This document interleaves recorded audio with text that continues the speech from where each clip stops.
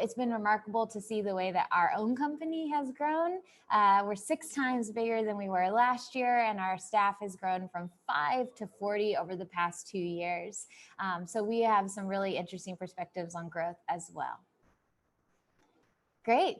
Awesome. Shani, take it Yeah, away. thanks, Caitlin. So for those of you who we're all excited to hear from Dave Boennighausen. He'll be joining us in a few minutes, but we'll start our session with him, our Q&A with him in about 20 minutes. But like Caitlin said, I'm Shani Dow. I'm the founder and CEO of Possip, and I'm super excited to hear from Dave Boennighausen, but also excited to share some of the things that we've learned. We've had the good fortune of working with over 700 schools. We've heard from and engaged with over 400,000 parents. And so we're going to spend about 15 minutes talking about shaping cultures that recruit, retain, and empower, specifically focused on educators. So a bit of background about me. Throughout my career, I've helped to recruit tens of thousands of teachers, dozens of principals, and I've worked in partnership with hundreds of school and district administrators. And it's a real joy.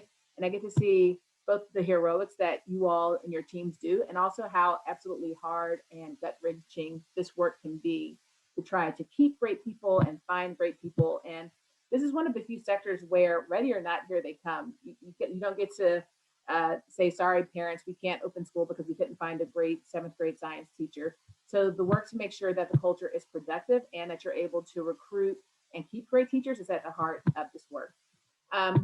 If you've been on some of our previous sessions, you may have noticed we have a bit of a formula on our webinars. We try to bring in someone from education and partner that with someone from another great organization, because our thought is that great schools do what any great organization does. And that's a little bit more about what we're going to share today. So can we go on to the next slide? Awesome. So we can't take our work out of this current context.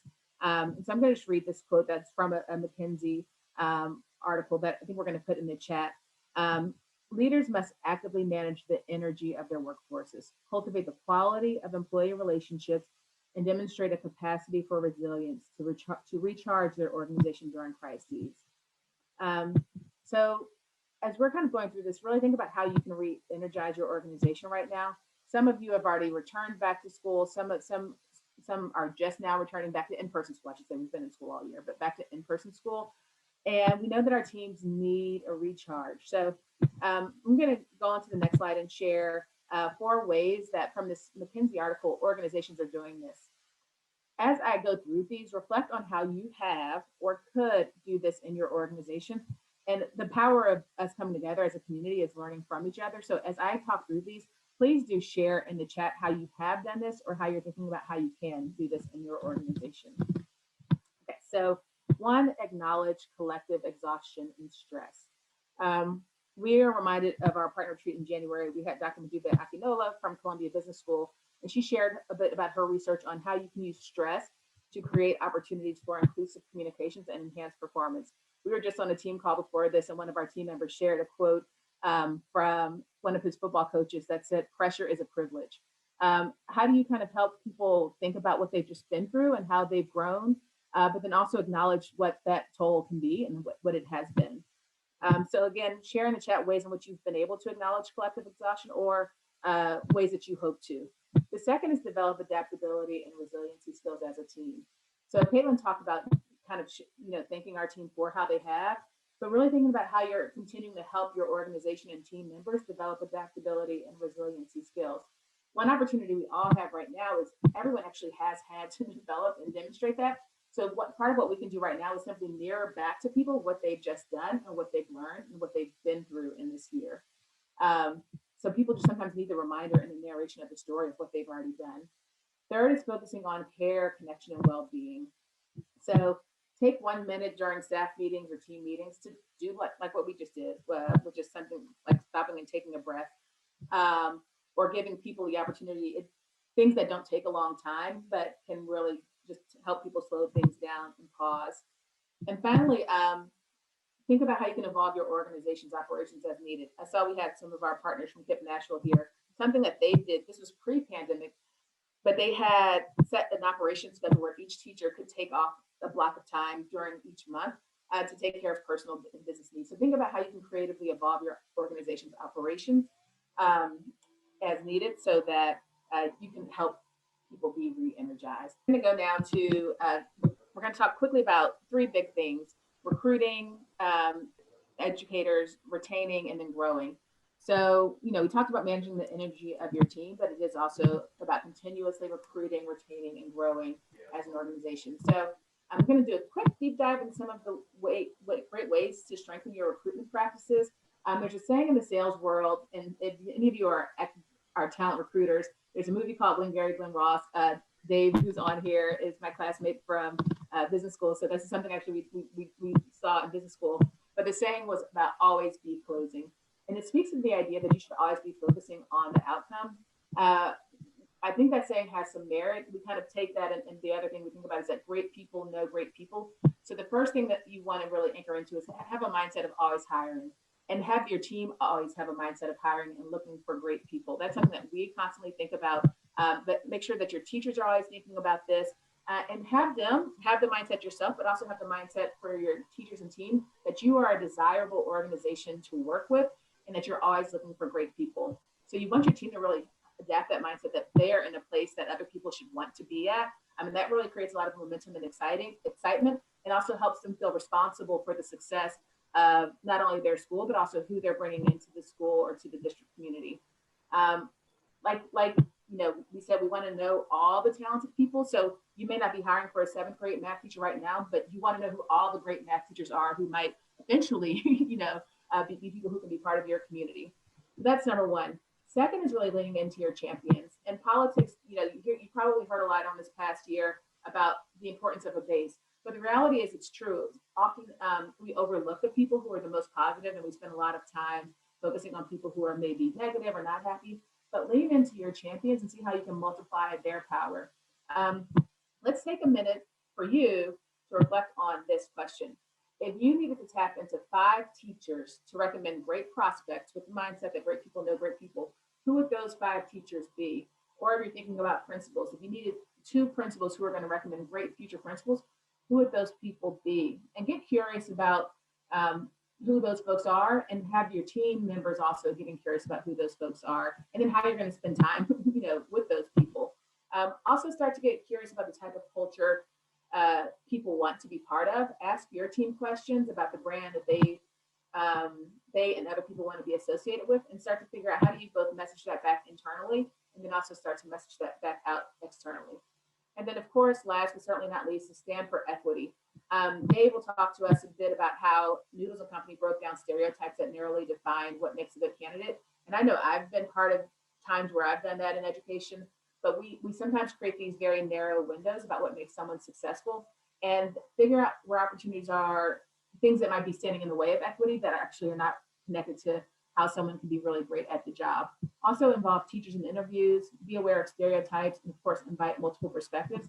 And the more perspectives you have, that helps you also understand where you might be at risk for having a narrow lane that isn't really helpful or necessary. So that's all under the recruitment umbrella. And as those of you who are recruiters full time, we can do hours upon hours upon hours of sessions on this, but just wanted to give you kind of a high level perspective. The second is just quickly on retention, and then I'm going to turn it over to Caitlin. Studies are estimating even in a good year, teacher turnover rates can be anywhere between 20 and 40%, and that's in a normal year, and we know this is anything but normal. At our last Partner Connect, Moncherie Holmes-Jones, who's the CEO of Mojo Marketing, taught us that authentic community and culture arise when people are presented with opportunities to express and celebrate themselves. So again, in education, I know we can be really hard on ourselves and often focus on what we can be doing differently, but take the time and energy to really celebrate and share authentic praise. So we believe that praise is so powerful, and part of why we love prompting families and teams to share their praise with you is because you're praiseworthy. And so having the mindset of our teachers are praiseworthy, our schools are praiseworthy, and then figure out how am I going to share that back out into our community. So some of our partners share their praise through staff newsletters, through the Teachers Lounge, like physically in the Teachers Lounge, and email. And we'll hear more from Dave on this when he talks about Life at Noodles in his newsletter. But share authentic praise. This is a great time in the chat. If you could share any great ideas you've seen for how people are sharing praise back out with staff.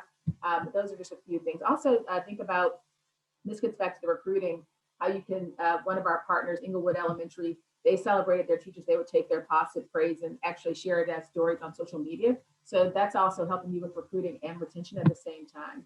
The second is having formal and informal systems for feedback.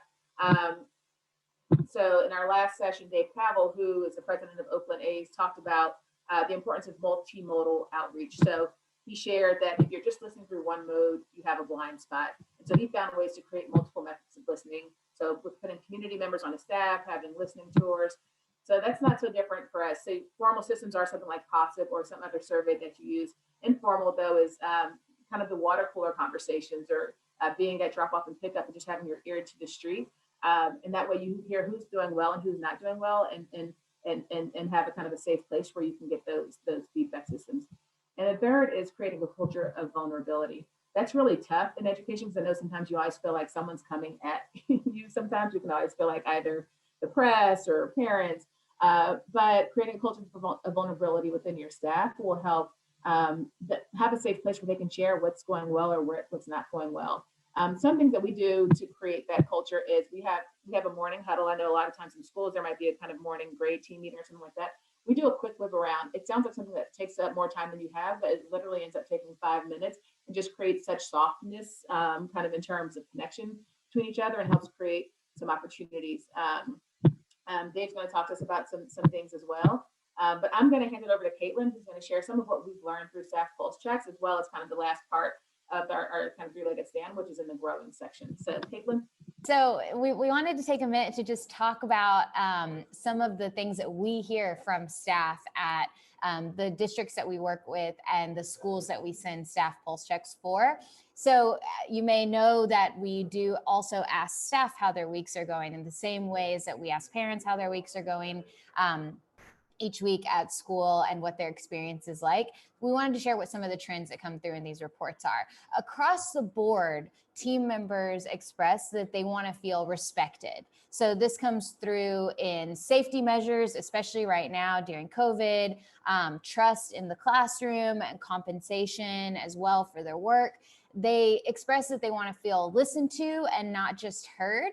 So this is really around acknowledging what's been said, and sometimes doing that in more public forums like newsletters, not necessarily calling out people, but just saying like, we're hearing from our team about XYZ, and we just wanted you to know that we're having conversations about this. It's not necessarily having solutions, but it's acknowledging what's been heard, and acknowledging that you're wanting to pay attention to what your team is saying in order to act on that. So the last thing that we're hearing from leaders and staff members is just that they want in their realm more leaders that are proactive and reactive to their needs. So this comes through in appreciation for clear guidelines and protocols and decision making, as well as reactivity to needs in terms of pausing for mental health, acknowledging when loads need to be lightened, and just acknowledging in general the lives and space and time of the people that work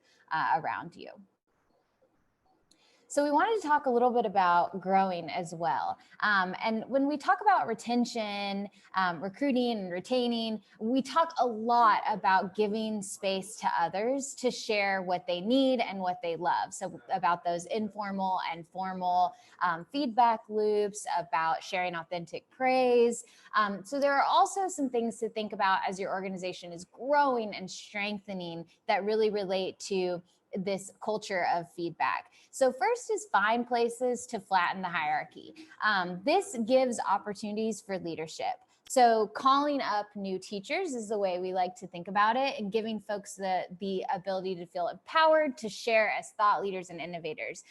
We do this at Possip through a Slack channel. So sometimes educators will use GroupMe or WhatsApp, but it's basically this idea that there are channels for sharing ideas and learning, no matter who you are on the team, no matter how long you've been with the team, or what your background is. So basically anyone has a free opportunity always to share an idea for the future. And to show what they're learning. And that really flattens the hierarchy and allows anyone to rise or be called up. We also talk actively about how to catch the ball. And so when you are in a flat hierarchy or you're working towards that, and you've given a lot of people the opportunity to throw the ball, the opportunity to share what they're learning, trying and experimenting with, you also want to make sure you have a culture that can catch the ball. So, feedback may not always land in the delivery. And so teaching your team how to catch feedback, how to receive feedback, how to give space to tension and creativity, and how to, not take things so personally, but to really take feedback and learn to catch it and learn to find the value in it. And then the last thing is just creating feelings of momentum, encouraging feelings of momentum on your team. We talked about the mindset earlier in recruiting of always hiring, but these feelings of momentum, and especially bringing your team in on those feelings of momentum, allowing teachers to be part of interviews, that type of thing, really helps everyone to feel like you're on your toes, like there's actively new talent coming in, exploring your space, and that this is a place where there is a lot of growth happening for folks who have been on staff and folks who are coming in. Awesome. So we are going to kind of shift now and talk about some real world examples of what we've been discussing here. And I'm going to pass it back over to Shawnee to introduce you to her friend and our special guest today, Dave. I have the pleasure of introducing my friend, Dave Boennighausen. So a little bit of context. So Dave and I think I mentioned this, we went to graduate school together some time ago. And actually, not sure, shortly after graduate school, Dave started with Noodles Company in 2004, and he served as a vice president of finance, chief financial officer, and now CEO. So as CEO, he's focused on leaning into Noodles Company's core values: we care and loving life. And he's done this by expanding benefits for employees such as maternity leave and student loan debt assistance, among other things. He'll share more about it. He's on a personal note, Dave is one of my favorite people and just one of my favorite humans. He, like I said, we went to graduate school together. He was then, and it shows up in his leadership now. Funny, kind, humble, had a heart for others, worked on, part of why I knew he would be, or thought he might be willing to share, is because he was also we went to business school, and he was very active in some of our nonprofit sector work. And so that all clearly persists today. So Dave, super happy to see you. Couldn't be happier to be here. It's one of my favorite peeps of all time as well, Tony. So be here with everybody. Couldn't be happier. And you're in Colorado, right? I am in Colorado, unfortunately. Fortunately, I live in Boulder, but obviously Boulder's had its heart broken the last couple of weeks. Yeah. So an interesting place to be, but I'm calling in from Boulder. Okay, well, we're definitely sorry, and we're with you in this time. So I've actually, just to not do something that I'm tempted to do. I don't want to gloss over that. How did you help your team? This isn't on the list of questions, but I'm curious. Sure. How did you help your team kind of make meaning and think about this time that y'all are? Yeah, so Noodles Company, founded in 1995. We've got 470 restaurants nationwide, but we were founded in Boulder. And so we have 3 restaurants here. The corporate offices are here as well. We were very close with all the team members right after the event happened. We did give them Easter off, which is not a day that's off for the rest of the company, to give them a chance to kind of recharge and reflect. We did just do a fundraising event yesterday where 50% of the proceeds went to the Colorado Healing Fund, had our central support office. Almost all of us volunteered to actually work at a restaurant to show our support. And that was through the whole state of Colorado. We did that. But really, also, this is another stark reminder, Shawnee, of the importance of mental health. The event happening, as well as the trauma that it's inflicted on all of the victims and people that are throughout the community and others. We really leaned heavily into one of our perks, which is free mental health counseling, because this is going to have long-lasting impacts for people, whether they were there or not. And so we leaned heavily into that as well. How did you all come, again, I'm all off script already, but how did you all come to the idea to have free mental health as a perk? It's not one that's common. Yeah, where did that idea come from? It is something that it's core to our value, which is to our mission statement is to always nourish and inspire every team member, guest, and community we serve. And there's a reason we put team member first. We expect that the guest experience will never surpass the team member experience. And anyone who follows our values of loving life and caring for each other certainly would know that mental health has become a larger issue, and it always has been a large issue, but there's a stigma still attached to mental health. I grew up in the Midwest, and certainly seeing therapists and counselors and getting the support you need was not something that was really advocated for very much. We just think it's an incredibly critical component of society in general. So it's something that our core leadership team, but really the entire organization, just has a passion around. That's awesome. Okay, well, I'm going to take us some steps back. Also, this will help lay the foundation for a bit more about Noodles Company. What brought you to Noodles Company? Can you share more about the composition of your team, of your broader kind of employee base? Yeah, so as Shani said, I started Noodles a long time ago, so 2004. It's where I met my wife. It's where I had people from my wedding that I met there. Really is my second family. I've got a beautiful wife and two young kids, one 10 years old we adopted from Taiwan, 8-year-old that we had biologically, who has got autism, and that's really the core of my life. But Noodles is a close second, and just fabulous group of people. We have 8,000 employees nationwide. As I said, 470 restaurants, and mainly corporate owned. So we really are very closely aligned with everything that's going on inside the restaurants. But as you can imagine, we run the gamut of people that it's their first job, they're a high school kid, to people that are English as a second language, and that's how they're working up and providing for their family, up to the corporate side. So, and we see people transition across that whole spectrum. But it's really, I think restaurants, I think what you all do is similar in terms of it's a really fun and unique calling in terms of the influence you have on people's lives. Talk about how my first son was adopted from Taiwan.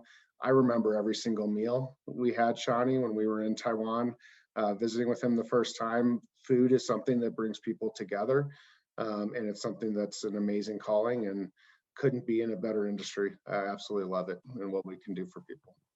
That's awesome. And it's interesting. I know when people think about the restaurant business and talent, they kind of think about some of the burdens just because it's considered a high turnover business. Mm-hmm. Like you said, like a lot of times it's a first job. As the CEO from a talent management perspective, what are your biggest challenges? And then also I know you're optimistic, so I would also love kind of, again, the optimistic perspective as well that you have. Yeah, I think no question, restaurant industry is one of the higher turnover industries that there is. Often you do have people that it's kind of a transition type employer, or it's their very first job. So we have turnover around 100%, and that's much lower than most of the industry, but that's just comes with the territory. One thing I loved about the earlier part of this conversation is when you said remind people of the influence that they're having. We talk often, especially with our general managers, and they're the ones that run the restaurants, that they have quite a few Generation Z, younger employees, and the impact they're having on those people's lives. It's not just that it's just a job for them. They're learning work skills, they're learning social skills, they're learning how to be part of a team. Outside of a parent and a teacher, maybe a coach, there's nobody having more of an influence on how that person is growing as an individual at that critical time than the general manager of a restaurant. So that's such a powerful idea. Sorry, because I do think, like in schools, you think so often about students, but it's true, like really any employer, and then like you said, like in a place like with restaurant where you have, but teachers, they have lots of folks who's their first job out of college, a lot of new teachers to the profession, and the idea that as a principal or a leader, you are, kind of one 100%. Of the few people who's going to influence their direction. That's really powerful. 100%. When I think of when I was my first job out of school, when I was a bagger at a grocery store, you recognize those managers that took time to care about who you were as an individual and who just thought of you as a 4 to 5 month employee that will go off and do something different once you go to college. So it's a big impact that people have on other people's lives that we sometimes forget about. What keeps you up at night in terms of a talent perspective? It is a very, very difficult environment right now, for sure. What does not keep me up at night is wage inflation, and minimum wage and all of that. I do think that we have, as a society, the requirement to make sure that people can earn a fair wage.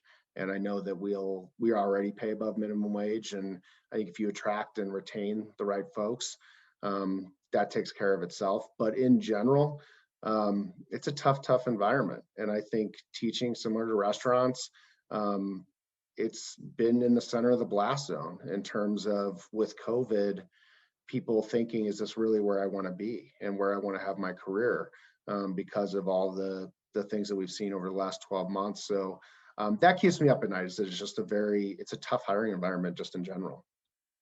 And so what are some things that you all do to go about recruiting? Very similar in terms of the mindset of always hiring. We've instituted that several years ago, is making sure that people are always looking for who that next talented person is to bring on to their team. We think that's 100% critical. One thing you talked about in terms of inclusion and diversity, we are taught as we grew up, particularly our generation, of a particular way that you write a resume, a particular way that you apply for a job, a particular way that you do an interview. That's not necessarily aligned with who is going to be a great employee. And for us, Caitlin mentioned it in terms of, or Shani mentioned it in terms of the value system of caring and loving life. That doesn't show up necessarily on a job application. So we had to break down some of the stereotypes of, hey, there might be a misspelling. Hey, you might have presented something a little bit differently. There's changes in tense with how they approach things on their application. English might be their second language. They might not have had the education that others have had.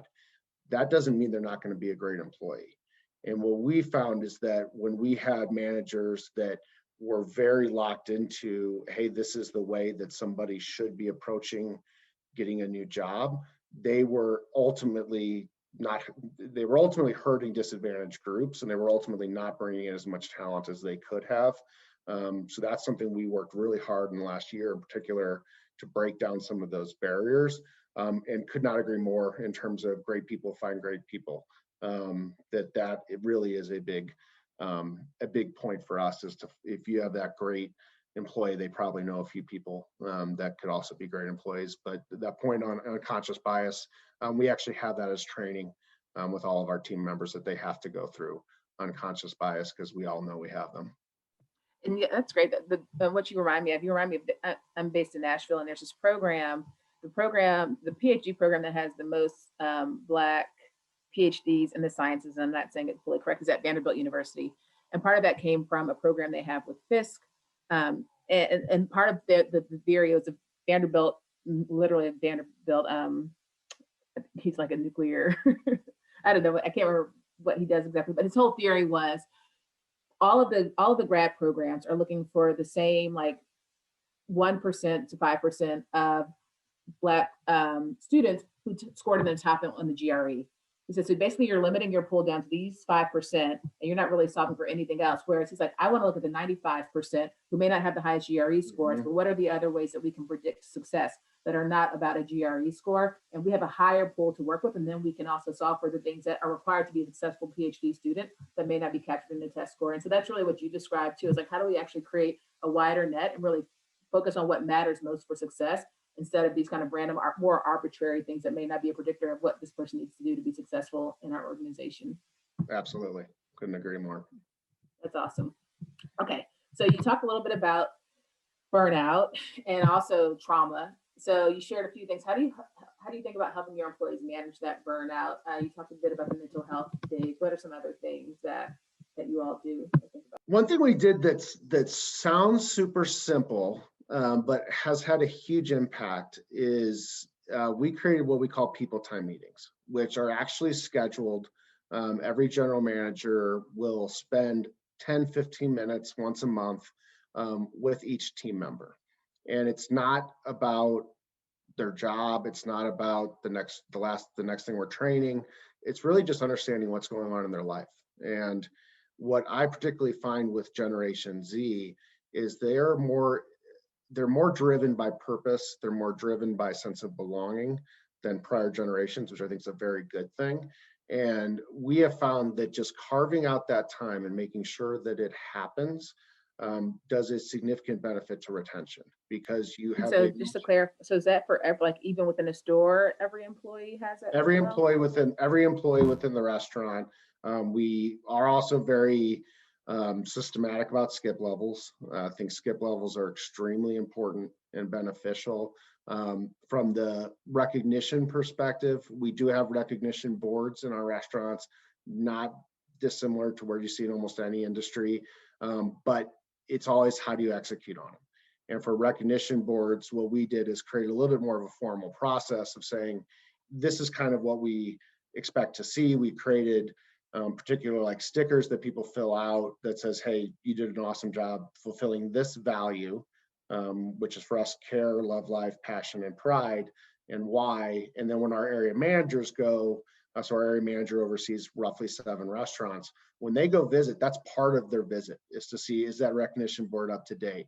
Is it current? Are they doing an employee of the month, the way they're a noodler of the month is what we call it. We made the recognition boards be tied to some of the themes.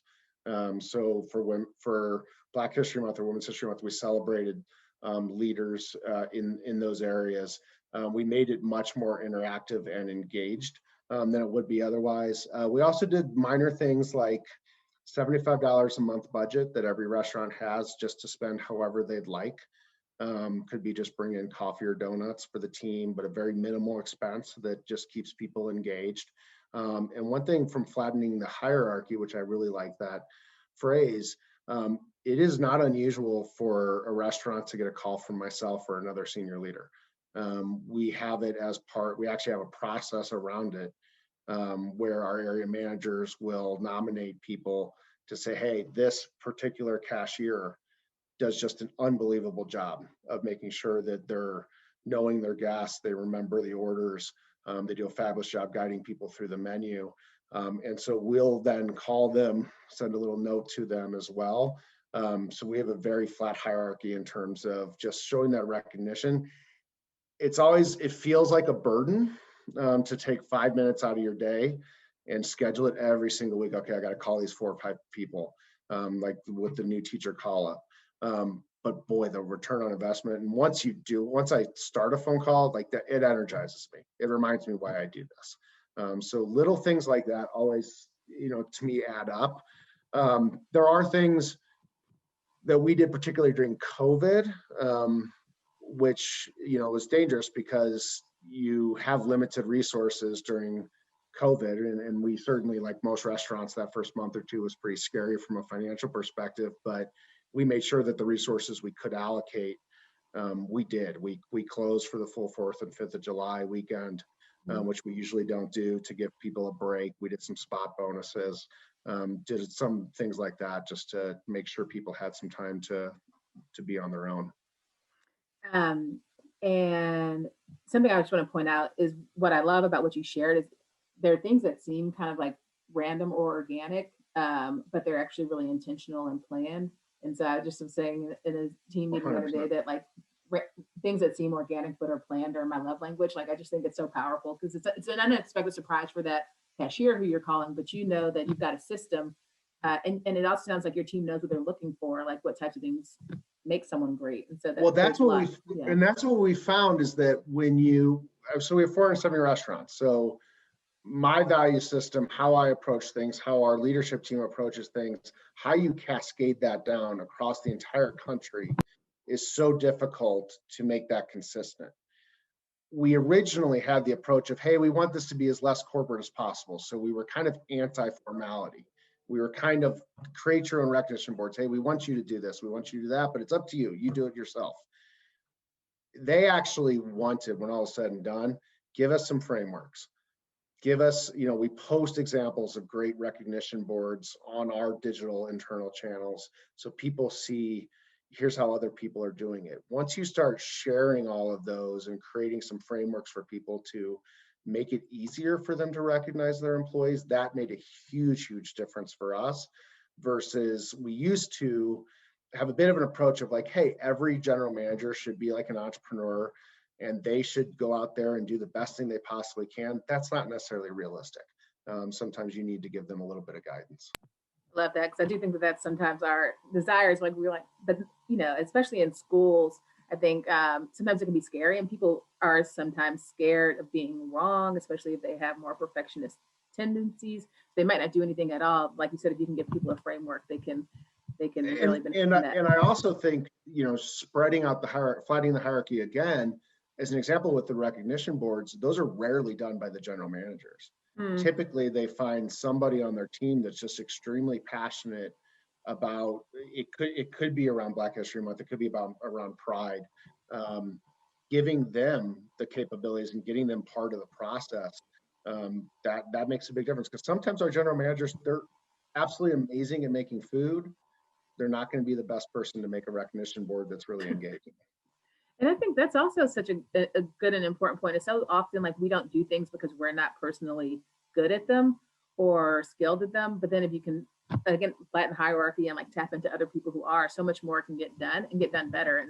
And you know, that's a lesson I have to learn again and again for myself, which is like when I'm holding on to something and I'm not doing it well, it just doesn't get done, as opposed to as soon as I find the right person who will do it better. Exactly. Last question before I go into some of the questions. We already have at least one question coming in. How do you hear about and incorporate the ideas and needs from your team? So you talked a little bit about the 15-minute meetings. That's probably one way. You mentioned skip levels. If you can talk a little bit more about that, but I'd love to hear any other ways that you make sure you can hear from folks at the front lines. Yeah, so from the skip level perspective, what that is that we have a bit of a formal process that you are meeting with not just your direct reports for regular one-on-ones, but the reports of your direct reports. That is something that's actually formal and part of our process. We do listening forums, which include myself, include our head of operations, include our head of talent, that open up to every employee in the organization. They're opening, they happen about once every 2 months. We're about to institute employee resource groups, which I think is a fabulous opportunity and a huge need, because you have so many people that just don't feel like they have somebody that's going through the same life experiences that they are. We do utilize an ideas at noodles.com email box and inclusion email box. So we have some forums that we engage folks with. We use something called the table, which is where we do a lot of the interaction, and people give feedback, recognition, all types of different ways there. And then the other thing I'd say more importantly is that our whole culture is focused around that team member. So even a strategy, so I will create a strategy that says we want to have a totally different approach to how we do order accuracy to ensure that we have accurate orders. We'll create the strategy or say this is a priority from the senior leadership perspective, but then it gets created and brought to life at the field level. So we will pick and select area managers who are at a relatively low level in our overall hierarchy. They'll actually lead the project, engage team members that are down in the restaurants, on the ranks. They'll create the actual processes. They'll create the overall programs and bring them back up the chain. And then that allows us to implement kind of best practices throughout the organization that are really led by the team members, not by senior leadership. Yeah, and I love a couple of things about that. We have, so our platform, we send out text prompts to parents or staff for feedback, praise, ideas. But one of the things that we do find really helpful is when schools or districts actually have like a question or an idea that they want more information about. And so that's kind of what you just described. It's like, we know we want to do this thing. How can we best do it? And so that gives people, and it kind of narrows the lane that they have to think about, but then they can really share some great ideas. Which if you allow me to, I'd like to springboard that into one thing I think is extremely important is the vulnerability and transparency aspect. So when you put more of the decision making and the strategic development at lower levels, you also have the potential for that to ultimately get, us, the proverbial pigeon, coming in and pooping on the idea. As long as that's okay, as long as you're very transparent and you listen intentionally and you're purposeful about saying, hey, we love this idea. Here's why it's not actually going to be translatable throughout the organization. If you have that level of transparency, it allows you to put more of that decision making into the lower levels, or not the decision making, but the actual development of those strategies. I think it makes a big difference to be extremely transparent, because the last thing you want to do is act like you're giving them authority and giving them when you're really not. So you have to have some level of consistency and transparency there. Love that. Yeah. And also it helps contextualize. So again, like if things people are sharing, you at least know, okay, here's what I need to communicate back out, because here's how they were thinking about it. And this may be the information that they didn't have. So now I can share that information. So one of the questions that came in from the chat from one of our KIT partners, what do you see as your biggest levers for helping leaders develop new leaders across the team? So I think so biggest lever for helping leaders develop new leaders. I'm going to answer it, kind of a unique way. I would say be very intentional with new leaders in terms of what position you're putting them into, and making sure that you're putting them into a position to succeed. What we have seen often in restaurant land is, forgive my language, but there are some restaurants that are just a shit show, that you don't have very good staffing, their cook times are slow, it's not as clean as it should be. Often in the past, that's where we would put a new leader, because we get rid of the old leader because the old leader was doing a terrible job. And then we put this new leader into a shit show and they fail, they get burned out. It's a position where they're just not going to succeed.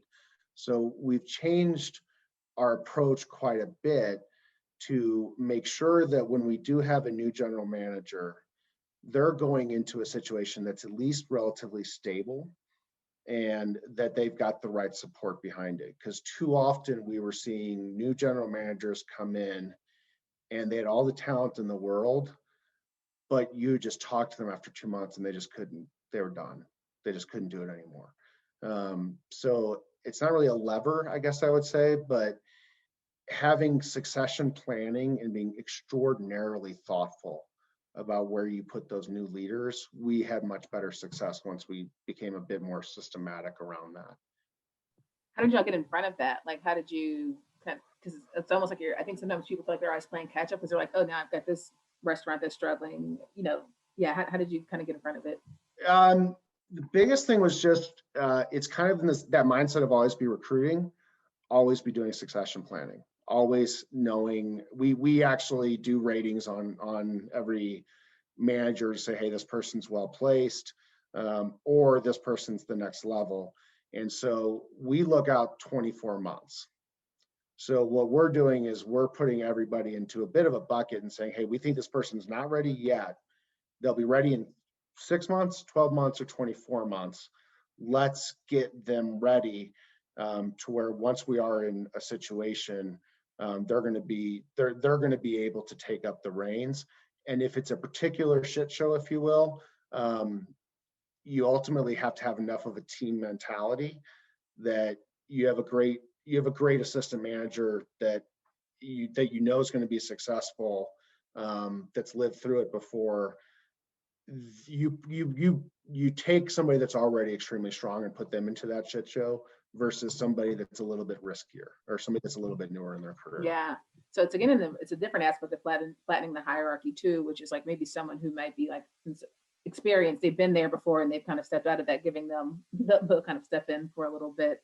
I also want to highlight the succession planning because I think we typically think about it in education with the leadership realm, not always so well, but we at least comes to our mind. But I don't think we think about it with teachers. And when you just talked about that, I was thinking like, oh, we should probably also be doing that with teachers, which is like, let's play out succession planning with teachers and kind of have that next crop of people who are ready to come into the teaching role too. And Caitlin's gonna close us out. I just want to say thank you, Dave. This is such a treat. Thank you for giving back to education and continuing to do so. And then also, like you said, all that you're doing for y'all's employees and the customers that you all have also. So Burnout Time, I'm super thankful that you joined us today. Super powerful. Yeah. Love your show. Thanks for having me. As you leave, we always like to leave you with a thought-provoking question.